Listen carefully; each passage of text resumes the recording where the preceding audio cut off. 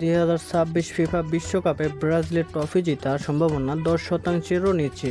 ব্রাজিলের চেয়ে প্রায় দ্বিগুণ আর্জেন্টিনার ব্যাক টু ব্যাক ট্রফি জয়ের সম্ভাবনা। সেটা 5-এ জায়গা না পেলেও ব্রাজিলের থেকে ট্রফি জয়ের পরিসংখ্যানে এগিয়ে আছে পর্তুগালও।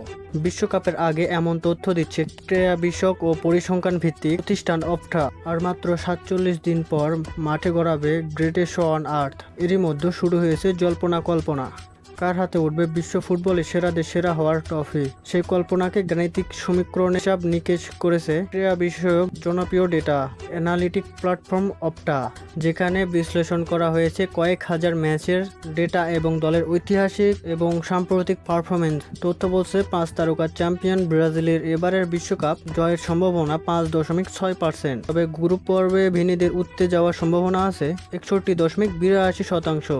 অন্যদিকে মেসির নেতৃত্বে ডিফেন্ডিং চ্যাম্পিয়নদের গ্রুপ পর্ব পেরিয়ে যাওয়া 70%-এর চেয়েও বেশি। আর ফাইনালে ওঠার সম্ভাবনা 18% এবং ব্যাক টু ব্যাক ট্রফি জয়ের সম্ভাবনাও ব্রাজিলের থেকে প্রায় দ্বিগুণ। সেরা 5-এ জায়গা হয়নি রোনালদোর পর্তুগালও। সহজে গ্রুপ পর্ব পেরিয়ে যাওয়ার সম্ভাবনা থাকলেও CR7-এর ফাইনাল খেলার সম্ভাবনা 12%-এর একটু কম।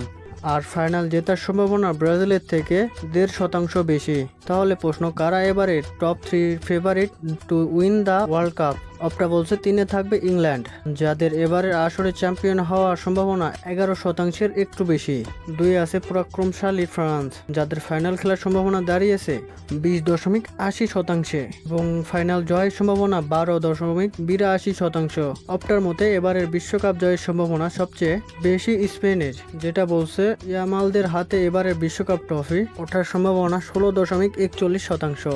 লারোহাদের ফাইনালে ওঠার সম্ভাবনা 25%-এরও বেশি।